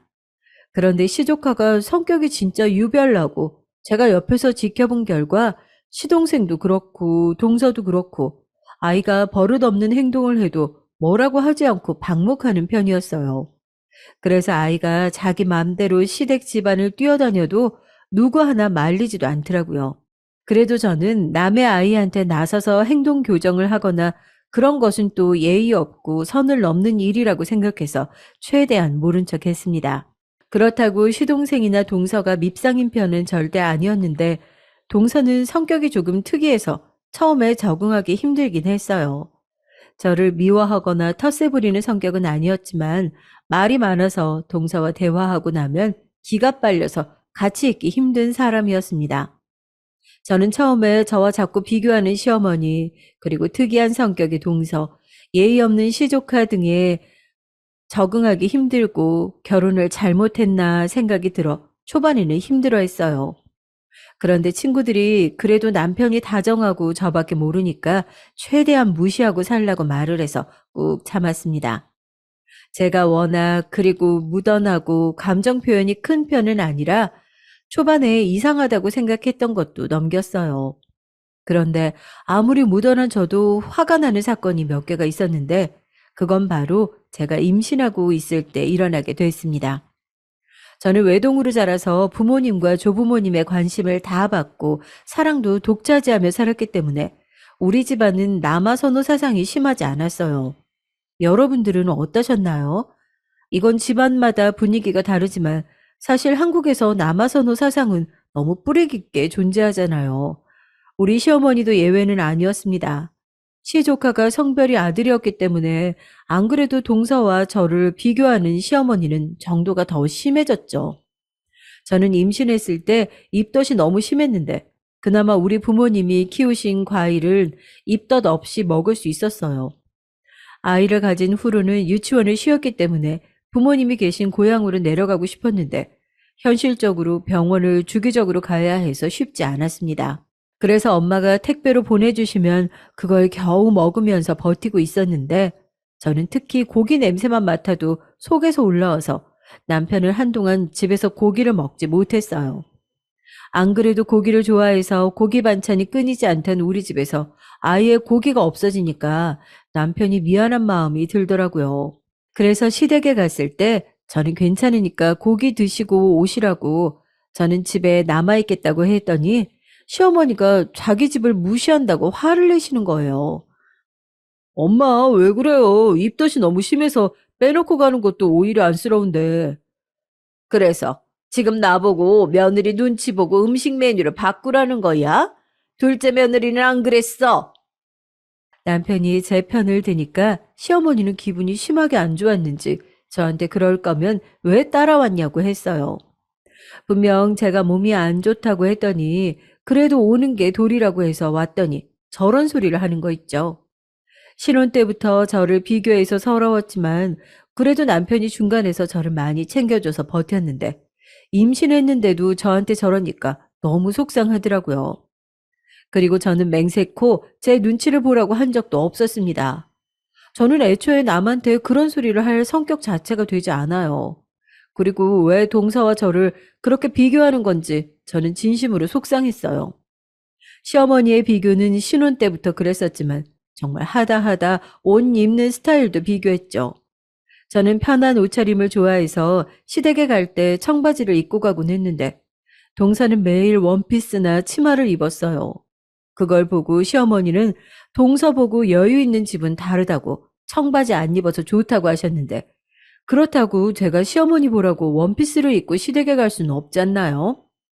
주변에 물어봤을 때도 본인들은 청바지도 아니고 추리닝 입고 간다며 우리 시어머니가 진짜 특이하다고 했습니다. 여러분들은 시댁에 어떤 차림으로 가셨나요? 이 부분은 지금도 저는 잘 이해가 가지 않아요. 아무튼 그래서 저도 모르게 눈물이 나왔는데 그것도 뭐라고 하더라고요. 아니 상전도 아니고 내가 며느리 눈치를 봐야 돼? 엄마 왜 그러세요? 저희 오늘은 이만 가볼게요. 제가 오니까 남편은 도대체 왜 그러냐고 화를 내며 제 손을 잡고 시댁을 나왔죠. 저는 한번 울음이 터지니까 참기 힘들어서 차 안에서 엉엉 울며 친정에 가고 싶다고 했고 그대로 남편은 시골로 차를 몰았습니다. 정신이 없어서 차 안에서 부모님께 연락도 못 드리고 도착했더니 당연히 부모님은 당황하셨죠. 저는 그래도 차에서 울음을 그쳤기 때문에 엄마에게 보고 싶어서 왔다고 애교 부리니까 부모님도 오랜만에 딸과 사위 얼굴을 봐서 좋다고 하셨어요. 제가 고기에 유독 예민하게 반응하긴 했지만 사실 다른 음식들을 넘기지 못했었는데 엄마 집밥을 먹으니 그래도 아주 조금이지만 넘길 수 있더라고요. 입덧이 심하셨던 분들은 어떠셨나요? 친정 엄마 음식만 먹을 수 있었다는 친구들이 꽤 많아서 여러분들은 어떠셨는지 궁금합니다. 아무튼 엄마가 해준 밥도 먹고 신선한 과일도 먹었는데 그때가 마침 복숭아철이라 탐스러운 복숭아를 바로 따서 먹었더니 얼마나 맛있었는지 몰라요. 남편도 제가 입덧 없이 잘 먹는 것을 오랜만에 본다고 좋아하며 옆에서 친정 아버지와 약주도 하고 즐겁게 보냈습니다. 그렇게 다음날 오전에 아쉬운 마음을 가지고 다시 서울로 오는데 시어머니가 전화가 와서 받았어요. 너는 그러고 가서 연락도 없니? 죄송해요. 내가 너 눈치 보면서 살아야 하는 건 아니잖아. 나도 노력할 테니까 너도 우리 서로 얼굴 붉히지 말자. 시어머니는 사과인지 아닌지 헷갈리는 말을 저에게 하셨는데 사실 저는 그때는 이미 친정 부모님을 봐서 기분이 좋아진 상태라 그냥 넘겼습니다. 임신했고 또 가족이라 아예 안 볼 수는 없으니까요. 그래도 남편이 저를 많이 챙겨주고 계속 옆에서 시어머니가 시아버지 돌아가시고 혼자 아들 2명 키우면서 고생을 너무 많이 해서 그런 것 같다고 해서 저도 꾹 참고 넘어갔습니다. 그렇게 어려운 임신 기간을 지나고 저는 출산을 했는데 아까 말했듯 아이는 딸이었어요. 저는 입덧이 너무 심했기 때문에 임신했어도 몸무게가 도저히 늘지 않았고 고생을 너무 많이 해서 아이가 나오기도 전에 남편과 진지하게 얘기한 결과 아이는 한 명으로 만족하자고 이미 얘기를 끝낸 상황이었습니다. 그런데 시어머니는 저에게 둘째는 아들을 낳으라고 아이를 낳고 병원에 있는 절 보고 말씀하셨어요. 아이 낳은 지 얼마나 됐다고 죽음을 감수하며 손주를 낳았더니 저런 소리를 하는 건지 저는 너무 서러웠습니다. 이때도 남편이 엄마 제발 그만하시라고 쫓아내줘서 저는 속으로 아이는 한 명으로 끝내자고 오히려 다짐하게 됐죠. 그래도 시동생 부부도 저를 많이 축하해줬는데 특히 동서가 아이 키울 때 처음에는 드는 돈이 많다고 저에게 아기용품을 많이 물려준다고 하는 거예요. 시어머니도 그때 옆에 있었는데 너무 잘 됐다고 부자 동서 덕분에 제가 득본다고 하셨죠. 저는 아이 낳으면 드는 돈이 많다고 하기도 했고 원래 중고 물품을 잘 쓰는 편이라 주면 너무 감사하다고 말하며 받게 됐는데 저는 남편이 들고 온 아기 물건들을 보고 조금 놀랐어요. 그렇게 시어머니가 동서는 건물주라고 자랑한 것에 비해 아기 용품들이 저렴한 용품들이었기 때문이에요. 사실 시조카가 평소에 입는 옷들도 그렇게 비싼 명품 제품은 없었는데 사람은 겉모습만 보고는 모르니까 그냥 대수롭지 않게 넘겼었는데 확실히 아기 용품을 다 받아보니까 좀 의아하긴 했어요. 특히 아기 키워보신 분들은 아실 텐데 요즘 엄마들은 다른 것보다 유모차에 되게 투자를 많이 해서 옷 같은 것보다 유모차로 경제적 수준을 알 수 있거든요. 유모차가 비싼 것은 비싸고 싼 것은 싸서 상대적으로 여유로우면 유모차를 비싼 것을 사용합니다. 돈값을 제대로 해서 비싼 유모차는 사용하게 되면 아이도 훨씬 안정적으로 오래 탈 수 있고 엄마가 유모차를 몰 때도 굉장히 손쉽게 방향 조절도 가능하고 큰 힘을 들이지 않을 수 있었기 때문이죠. 그런데 유모차도 그렇고 아기 장난감들도 있잖아요. 개월수에 맞게 쓰는 그런 장난감들도 그렇게 비싼 제품은 하나도 없어서 의아했어요. 마침 제가 아이를 낳았을 때 친구들도 아이 낳은 친구가 많아서 제가 한참 아기용품에 관심이 많았을 때여서 잘 알 수 있었죠. 그래도 몇 년 새에 유행이 바뀌었을 수도 있고 또 좋은 마음으로 저에게 줬으니까 쓰려고 봤는데 아니 가격을 떠나서 어떻게 쓴 건지 의심될 정도로 험하게 사용했더라고요. 사실 가격대야 뭐 당연히 부자라고 비싼 것만 쓰지는 않으니까 이해했지만 사용했던 흔적이 너무 심하더라고요. 저도 기분 좋게 쓰려고 했는데 아무리 그래도 제품의 기본 상태라는 게 있잖아요. 남편도 같이 봤는데 남편이 먼저 저에게 그냥 아기용품들을 새로 사자고 할 정도였어요. 여기저기 흠집도 많이 나고 옷은 구멍 나고 저도 웬만하면 준 용품 고맙게 쓰려고 했는데 그 제품은 제가 고마움의 의미로 주었던 초콜릿이 오히려 더 비싼 것 같았습니다. 마침 우리 친정에서 손녀가 세상에 태어났다고 좋아하시며 저에게 용돈을 두둑하게 주셨는데 그걸로 유명한 고가의 유모차를 구매하게 됐죠. 저는 임신하면서 안 그래도 좋지 않았던 몸이 더 나빠지기도 했었고 유모차로 어디 다닐 때 아기가 위험해지는 게 싫어서 고가의 누구나 알만한 제품으로 구매했어요. 우리 부부의 의견이기도 했지만 사실 친정아버지가 다른 건 몰라도 유모차는 꼭 비싼 제품으로 구매하라고 용돈을 주셨기 때문에 저도 큰 마음을 먹고 아주 비싼 제품으로 샀는데 역시 돈값을 제대로 하더라고요. 생긴 것도 진짜 고급스러웠는데 아기를 태우고 밀면 전혀 힘이 들어가지 않고 쉽게 스르륵 밀려서 제가 너무 편했습니다. 친구들이 아기 용품은 정말 비싼 걸 사야 후회하지 않는다고 저에게 했었는데 그게 무슨 뜻인지 잘 알 수 있었죠. 그리고 그걸 시댁으로 가져갔는데 시어머니가 유모차를 보더니 예쁘다고 하시면서 말씀하셨어요. 네 동서가 돈이 많아서 보는 눈이 좋아. 아유, 이런 거 공짜로 얻고 너도 참 복 많이 받았다. 네? 어머니 이거 제가 산 거예요. 뭐? 아니, 너 준 사람이 성의가 있지. 아, 그럴 거면 왜 받겠다고 한 거야? 아, 다른 것들은 집에 다 있어요. 저희 친정 부모님이 선물해 주신 거예요. 제가 친정 부모님이 선물해 준 거라고 하니까 시어머니는 입을 다물었어요. 아무래도 본인은 저와 아기한테 해준 것이 아무것도 없으니까 할 말이 없었을 거예요. 사실 이 부분도 저는 할 말이 많았습니다. 친구들은 아기 낳고 시댁에서 조리원 비용도 주고 선물도 줬다는데 저는 전혀 받은 게 없었어요. 속상했지만 시어머니가 노후 대비가 되어 있지 않았고 또 홀 시어머니니까 이해하려고 넘어갔죠. 그런데 시어머니는 그런 제 속도 모르고 동서가 준 물건을 사용하지 않는다고 뭐라 하시더라고요. 다행히 그때 동서와 시동생이 없어서 저도 눈치 보지 않고 넘어가게 됐는데 문제는 그 뒤로 명절이나 생일 때 시댁에 가게 되면 시어머니는 우리 딸이 입은 옷을 보고 그거 동서가 준 옷이냐고 계속 물어보셨어요. 어머니, 그거 제가 준 옷 아니에요. 동서가 아무리 말하고 저도 아니라고 제가 산 옷이라고 말해도 일부러 그러는 건지 계속 물어보셔서 저는 하는 수 없이 받은 옷을 입혀간 적도 있습니다. 그날 일부러 이거 물려받은 옷이라고 하니까 시어머니가 뭐라고 하셨는지 아세요? 역시 부자가 보는 눈이 다르긴 해. 그렇지? 전혀 다르지 않고 그 브랜드는 저도 아이한테 많이 사서 입히는 브랜드였어요.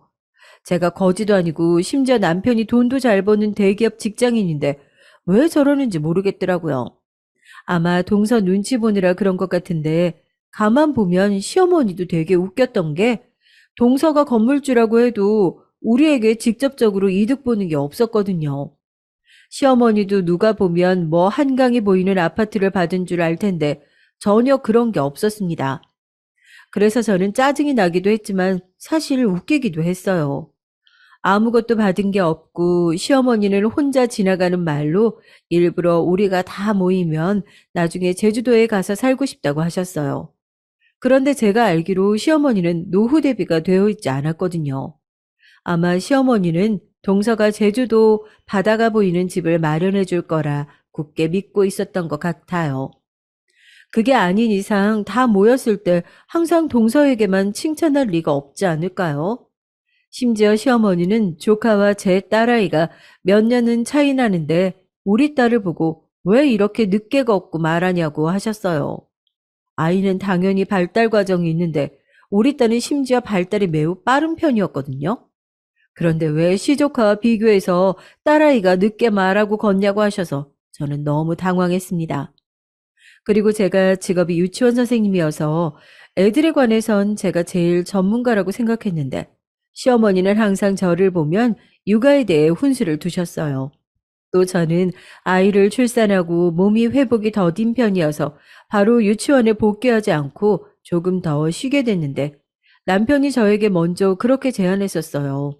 아무래도 제일 옆에서 저를 지켜보던 사람이라 제 몸 상태를 잘 아는 사람이었기 때문에 제가 걱정을 많이 하게 됐나 봐요. 그렇게 막 심각했던 것은 아니고 원래 몸이 약한 편이라 잔병 치레가 좀 있었어요. 친정 부모님도 제가 병원에 가는 날에는 일도 미루시고 전화하셔서 제 몸 상태를 걱정해 주셨는데 시어머니는 제가 출산을 하고 일하지 않는 것이 본인 마음에 들지 않으셨는지 저를 보면 언제 일을 다시 시작할 거냐고 물으셨죠. 저는 그럴 때마다 아이가 유치원 들어갈 때가 되면 저도 복직하겠다고 대답했는데 시어머니는 본인 아들이 번 돈을 제가 다 쓴다고 생각하셨는지 저에게 어느 순간 눈치를 주기 시작하셨습니다.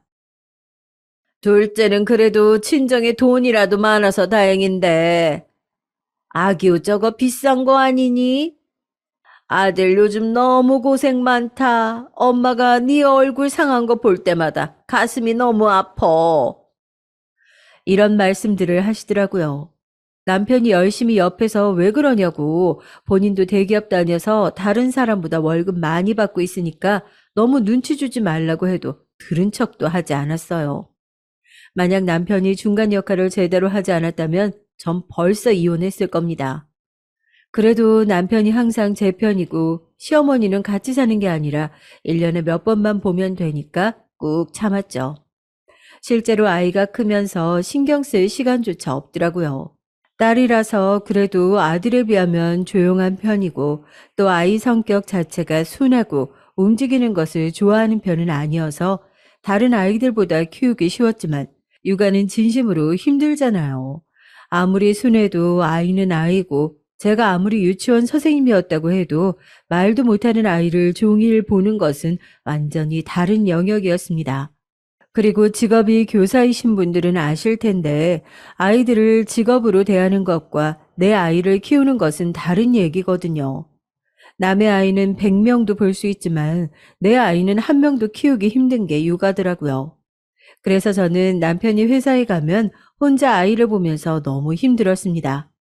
몸이라도 건강했다면 그래도 버텼을 텐데 건강이 그리 좋은 편도 아니니까 하루하루가 너무 힘들더라고요. 그래서 친정엄마가 제가 체력이 약해서 아이 보면서 너무 힘들어하니까 집에서 청소해주는 이모님을 고용하려며 용돈을 주셨어요. 아이를 기관에 보내고 저도 이모님이 오셔서 집안일을 해주니까 좀 살 것 같더라고요. 그래서 운동도 열심히 하고 체력 보강을 하고 있었는데 어느 날 시어머니가 갑자기 집에 오신 거예요. 온다고 말이라도 하고 오면 저도 운동을 가지 않고 집에 있었을 텐데 갑자기 집에 와서 초인종을 누르셨는데 그때 하필이면 이모님이 오시던 날이었습니다. 사실 이모님을 집에 부르면서 남편과 저는 시댁에는 알리지 말자고 했었거든요. 만약 알게 되면 또 무슨 소리를 들을지 모르니까 제가 알리고 싶지 않다고 했고, 남편도 어차피 우리가 부르는 건데 말 안 하면 아무도 모른다고 비밀로 하기로 했었어요. 그런데 저는 시어머니가 집에 무작정 찾아올 줄은 전혀 몰랐기 때문에 이모님에게 말할 생각도 하지 못했습니다. 운동하고 옷을 갈아입으려고 했는데 이모님과 시어머님에게 전화가 합쳐서 20통에 와 있는 걸 보고 사실 어느 정도 예상하며 전화를 걸었더니 시어머니가 엄청 화를 내더라고요. 아니, 너는 도대체 어딜 간 거니? 집에 사람까지 불러? 아니, 우리 아들이 번 돈으로 너만 호강해. 어머님, 진정하세요. 제가 집으로 갈게요. 저는 급하게 집으로 갔더니 이모님은 안절부절 못하고 있고 시어머니는 자기 집처럼 소파에 앉아 있었습니다. 시어머니는 저를 보자마자 아이도 어린이집에 보내면서 뭐가 그렇게 힘들다고 자기 아들 돈을 쓰냐고 뭐라고 하셨는데 저는 그땐 참을 수가 없어서 제대로 말했죠. 우리 친정 엄마가 주신 돈이에요. 친정 엄마가 힘들게 농사 지셔서 보내준 돈을 이런 데 쓰면 되니? 엄마가 저 아프지 말라고 일부러 주셨어요. 그러면 그 돈 나 줘라. 내가 집에서 청소할 테니까, 돈 아까운 줄을 몰라.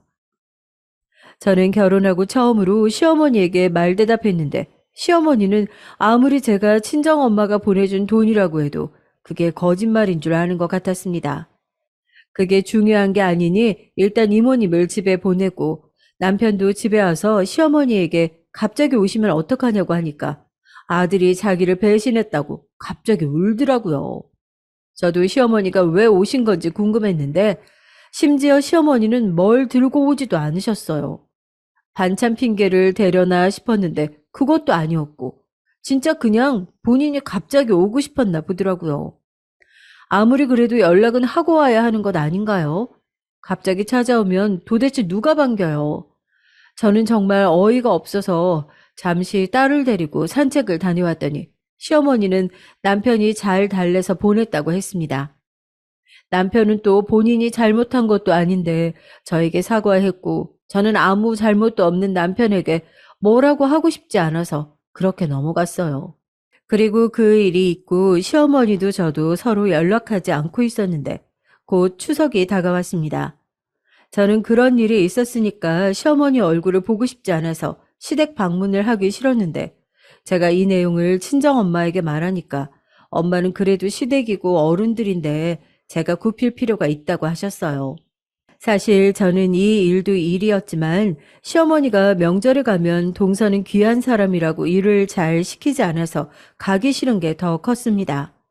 저도 우리 집에서 아주 귀하게 사랑만 받으며 컸는데 시어머니는 항상 저한테는 더 많은 일을 시켰기 때문에 명절에 시댁에 방문하는 것이 항상 저는 부담됐죠.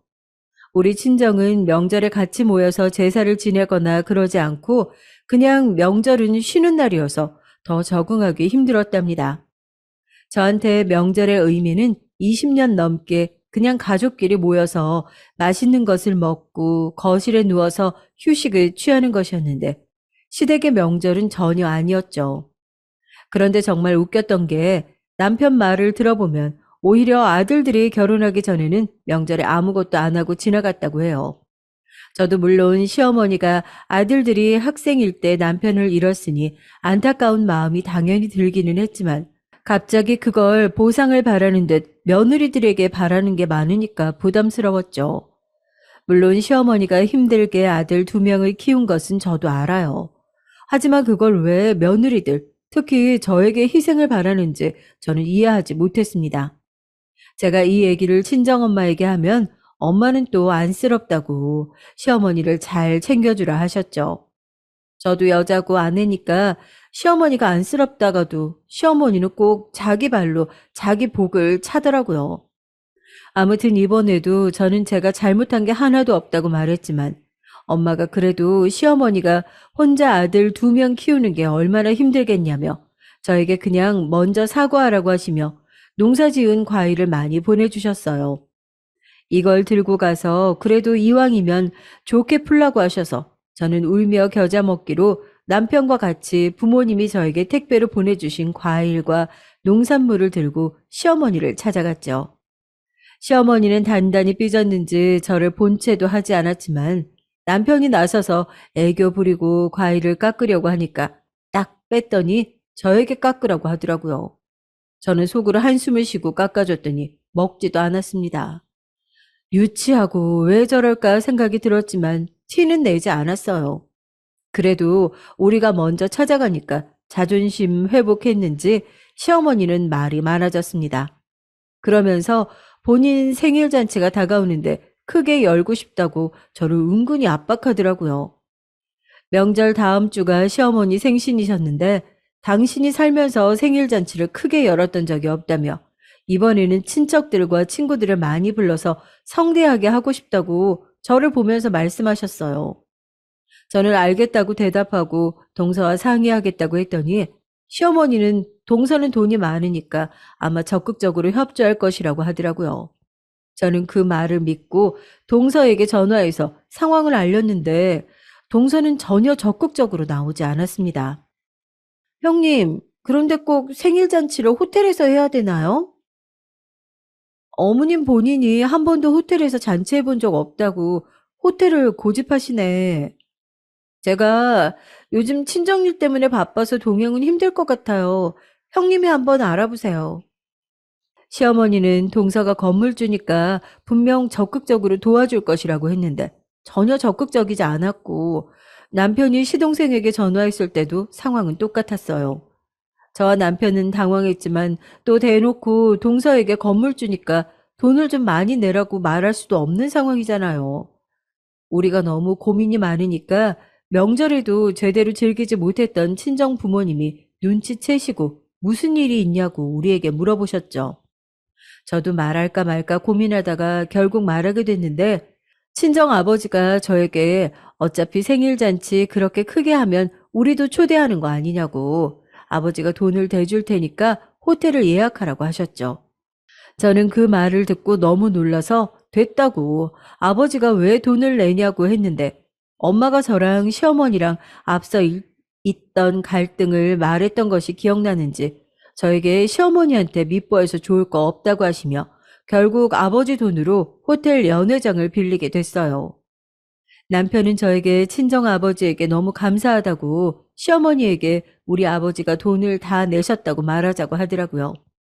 저도 마음 같아선 그러고 싶었는데 한편으로는 이걸 밝히게 되면 시어머니가 또 힘들 때마다 저에게 기댈 것 같은 기분이 들어서 사실을 밝히지 않았습니다. 시어머니는 너무 굳게 동서가 돈을 내겠지 생각하고 있길래 그냥 그대로 해명하지 않았어요. 동서도 저에게 연회장 비용에 대해 언급하지 않아서 저는 그냥 조용히 시어머니 생일 잔치 치르고 싶었답니다. 중간에 또 사실 우리 딸 생일이 있었어요. 저는 딸의 생일이 저에겐 되게 큰 의미여서 매년 지금도 크게 챙기고 있는데 제가 힘들게 낳기도 했고 제 인생에서 아이는 딸 아이 하나니까 더 잘해주고 싶은 마음이 커요. 그 마음은 남편도 같아서 우리 집에서는 딸 생일을 크게 챙기곤 했답니다. 그래서 중간에 딸아이 생일이 있어서 저는 동네에서 비싼 코스 요리집에 예약하고 남편과 딸과 셋이 다녀왔어요. 이건 딸이 태어나고 계속 해왔던 행사고 우리는 딸과 셋이 행복하게 밥 먹고 쇼핑하는 것이 너무 좋아서 그렇게 해왔었습니다. 딸도 그래서 본인의 생일이 다가오면 달력에 적어놓고 그날이 올 때까지 손꼽아 기다리기도 했고요. 이건 시어머니도 알고 있던 사실이었죠. 초반엔 본인도 가고 싶다고 데려가려고 했지만 남편이 이건 우리 가족의 행사라고 딱 잘라서 거절했을 때 삐진 적도 있었거든요. 그래서 저는 늘 그랬듯 그걸 아무 생각 없이 시댁에 갔을 때 말했더니 시어머니는 본인 생일에도 그런 한우 코스 요리를 드시고 싶다는 거예요. 원래 예정되어 있던 호텔 연회장은 그냥 호텔 뷔페를 제공한다고 했는데 시어머니는 꼭 한우를 손님들에게 제공하고 싶다고 하셨죠. 저는 호텔에는 한우가 있지 않고 대신 더 맛있는 갈비찜이 있다고 해도 꼭 우리 아이가 먹은 한우를 드시고 싶다고 고집을 하셨습니다. 저와 남편이 말한다고 들을 사람도 아니었죠.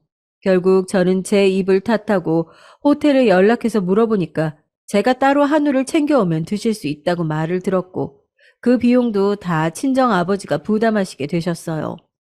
처음엔 호텔에서도 위생 문제상 절대 외부 음식을 가지고 오면 안 된다고 말했지만 저는 만약 문제가 생기면 저희가 다 감당하겠다고 각서도 쓰겠다고 해서 성사가 되었습니다.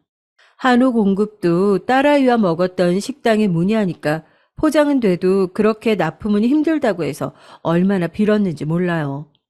남편은 굳이 그러지 않아도 된다고 했지만 시어머니 성격을 아니까 저는 이왕 준비하는 거 그냥 제대로 해주고 그 빌미로 당분간 시댁 행사를 조용히 넘기고 싶은 마음이 들어서 그렇게 준비하고 있었는데 호텔에서 어느 날 미리 조율하자고 하루 날을 잡고 와달라고 하더라고요. 아무래도 제가 까다롭다고 생각했는지 호텔에선 신경을 많이 써주셔서 미안하더라고요. 날을 잡고 가기로 했는데 남편하고 시동생은 직장인이니 저와 동서가 둘이 가서 아이들이 유치원에 갔을 때 다녀오기로 했습니다. 저는 운전면허가 없어서 동서가 저를 데리러 우리 아파트까지 왔고 그렇게 둘이 차를 타고 호텔에 가는데 사실 동서가 모는 차를 저는 그날 처음 탔어요. 그런데 동서는 생각보다 차를 굉장히 험하게 모는 편이었습니다. 아우, 동서 되게 거칠게 문다. 아우, 나 깜짝 놀랐어. 남편한테 배워서 그런가 봐요. 그이가 좀 험하잖아요. 많이 힘드세요? 저는 남편 차를 주로 탔지 시동생 차는 타본 적이 없어서 몰랐는데 코너를 돌 때는 저도 모르게 위에 있는 손잡이까지 잡으면서 불안해했습니다. 그래도 저를 태우고 간다고 우리 아파트까지 와줬는데 너무 불안해하면 그것도 예의가 아니니까 최대한 참으려고 했어요. 하지만 동서의 운전 실력은 제가 태어나서 타봤던 차 중에 제일 별로였어요. 급정거도 몇 번이나 하고 심지어 신호 위반까지 하더라고요. 제가 아무리 면허가 없어도 난폭 운전은 당연히 아는데 제가 불안해하니까 동서는 웃으면서 이래봐도 사고 경험 없다고 하길래 그 말을 믿었는데 그 말을 하자마자 동서는 무리하게 옆 차선에 끼어들기를 했고 저는 그대로 정신을 잃게 됐어요. 나중에 남편에게 들은 말로는 동서과실이 훨씬 크다고 했습니다. 우리와 부딪힌 차는 아주 큰 화물차였고 저와 동서가 목숨을 유지한 게 오히려 기적일 정도라고 했다고 하네요.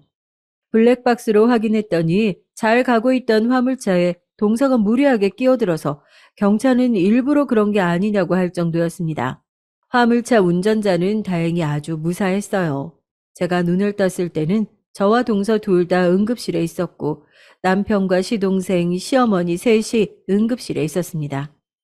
제가 동서보다 먼저 눈을 떴는데 정말 다행히 둘 다 살아 있었지만 동서 상태는 저보다 심각해서 중환자실로 올라갈 수 있다고 의사가 말했어요. 시동생은 그 말을 듣고 쓰러지듯 주저앉아 울기 시작했고 저도 온 몸이 아팠지만 동서가 안타까워서 눈물이 나왔죠.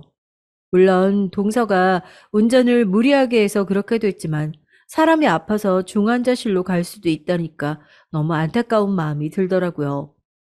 동서 친정 부모님도 오시고 응급실은 말 그대로 진짜 난장판이었습니다. 간호사들이 최소 인원만 남아달라고 다 나가달라고 하더라고요. 남편은 제 손을 꼭 잡고 사라져서 고맙다고 했는데 갑자기 시어머니가 저를 보고 막말을 퍼부었어요. 네가 잘 모셨어야지. 조수석에서 뭐 한 거야? 조수석에 앉았으면 운전자가 운전할 때 잘 봐줘야지. 하면서 깨어난 지 얼마 되지 않아 정신도 없는 저에게 달려오셨어요. 남편이 가로막자 더 화가 나서 막 저에게 쌍욕을 하셔서 저는 너무 충격을 받았습니다. 아무리 그래도 차 사고가 나서 응급실로 실려온 사람에게 저러면 안 되는 거 아닌가요? 동서보다 다행히 괜찮긴 했지만 저도 사고가 난 사람이고 심지어 저는 운전을 한 것도 아니라 억울한 상황인데 시어머니는 저에게 뭐라고 하시더라고요. 응급실에 있던 사람들이 다 쳐다보고 간호사들이 오히려 말릴 정도로 시어머니는 쉽게 진정하지 못하셨습니다. 간호사들이 제발 진정하라고 말해도 듣지도 않더라고요. 부잣집 딸을 저 지경으로 만들면 어떡해. 아유, 내가 도저히 사돈 얼굴을 못 보겠어. 어떡하니, 우리 며느리. 아유, 안타까워라. 네, 시어머니가 그렇게 분노한 이유는 결국 돈이었습니다. 아마 시어머니 머릿속엔 본인 노후가 제대로 되어 있지 않으니까 동서에게 빌붙을 예정이었나 보더라고요. 그런데 그런 소중하고 귀한 며느리를 제가 다치게 해서 중환자실로 갈 수도 있다니까 분노에 휩싸여서 저에게 쌍욕을 퍼붓는 것 같았어요. 저는 사실 그때 깨어나서 정신도 멀쩡하지 않은데 태어나서 처음으로 누군가에게 쌍욕을 먹어서 너무 당황스러웠습니다. 그런데 그 순간 남편이 화가 나서 저를 막더니 시어머니에게 큰 소리로 말하기 시작했어요. 엄마, 그만해요, 제발. 엄마가 그렇게 부잣집이라고 재수씨 싸고 도는데 우리 아내도 부잣집 딸이야. 당장 엄마 호텔 생일 잔치도 장인어른이 돈 다 대주셨다고요. 진짜 제발 그만해요.